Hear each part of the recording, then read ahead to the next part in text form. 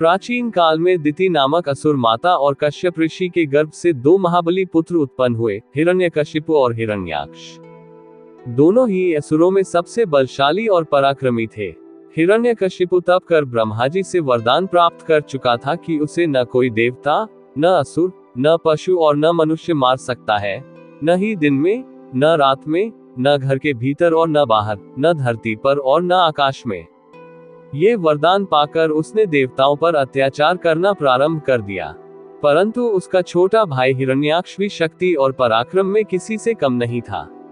वह दैत्यकुल का एक ऐसा योद्धा था जो केवल बल का ही उपासक था। उसका शरीर पर्वत के समान विशाल और उसकी गर्जना गर्जनशील मेघों की भांति भयावह थी। वह निरंतर इस बात की खोज में रहता कि उसकी शक्ति की तुलना कौन कर सकता है। उसके मन में अहंकार और उन्माद इतना बढ़ गया कि उसने पूरे ब्रह्मांड को अपनी मुट्ठी में कर लेने का निश्चय कर लिया। हिरण्याक्ष ने सबसे पहले दैत्यों की सेना संगठित की और स्वर्ग पर आक्रमण किया।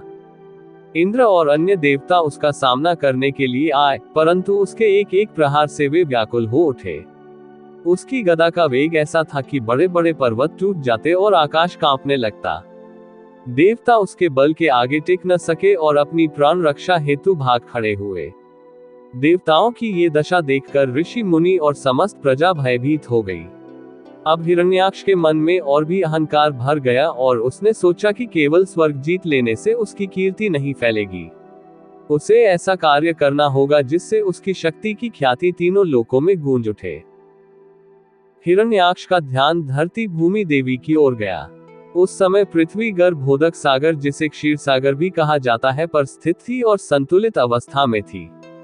हिरण्याक्ष ने अपने अहंकारवश सोचा कि यदि मैं पृथ्वी को उसके स्थान से हटा दूं और उसे सागर की गहराइयों में डुबो दूं, तो कोई भी देवता या मनुष्य उसका उद्धार नहीं कर पाएगा।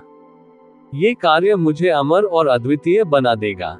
इस विचार के साथ उसने अपनी असुर शक्ति का प्रयोग कर पृथ्वी को अपनी भुजाओं में उठाया और उसे खींचकर गहरे पाताल सागर की ओर ले गया। वह पृथ्वी को ले जाकर महासागर की गर्त में डाल दिया। पृथ्वी देवी उसके इस दुष्कर्म से भयभीत होकर प्रार्थना करने लगी और कहा, हे भगवान विष्णु, मेरी रक्षा कीजिए, मैं आपकी शरण में हूँ। हिरण्याक्ष उसकी हंसी उड़ाते हुए बोला कि अब तुझे कोई नहीं बचा सकता। धरती के संकट को देखकर देवता और ऋषि अत्यंत व्याकुल हुए और वे सभी भगवान विष्णु की शरण में पहुंचे। उन्होंने हाथ जोड़कर प्रार्थना की, हे नारायण, ये दैत्य हिरण्याक्ष पृथ्वी को सागर की गहराइयों में ले गया है। यदि उसका उद्धार शीघ्र न हुआ तो सृष्टि का संतुलन बिगड़ जाएगा और समस्त प्राणी नष्ट हो जाएंगे। भगवान विष्णु ने ये संकट देखा और उन्होंने निश्चय किया कि इस दुष्ट असुर का नाश करना आवश्यक है। उन्होंने एक अद्भुत रूप धारण किया, वह था वराह अवतार। भगवान विष्णु का वराह रूप देखने योग्य था। उनका शरीर पर्वत के समान विशाल और मुख जंगली वराह सुअर की तरह भयानक। उनके गर्जन से दिशाएं कांप उठी, समुद्र की लहरें चढ़ गईं और देवताओं ने आकाश से फूल बरसाकर उनका स्वागत किया। वराह देव ने एक तीव्र गर्जना की और महासागर में उतर गए। अपने विशाल दांतों से उन्होंने गहरे पाताल से डूबी हुई पृथ्वी को खोज निकाला।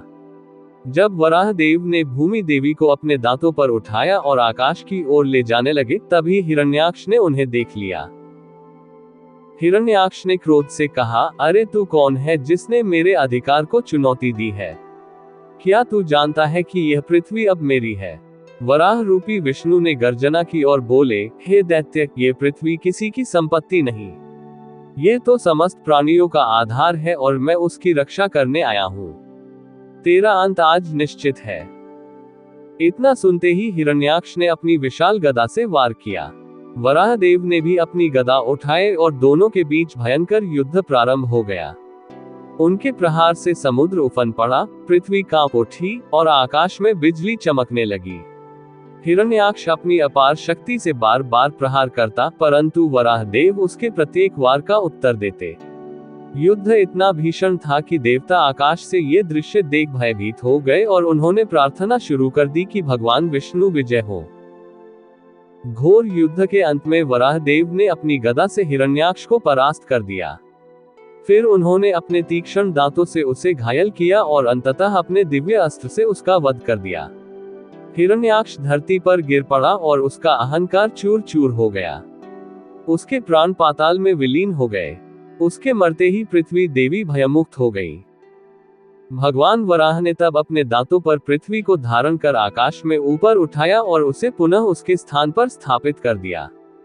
पृथ्वी देवी ने कृतज्ञता पूर्वक भगवान की स्तुति की और कहा, हे वराह रूपी विष्णु, आपने मेरा उद्धार किया।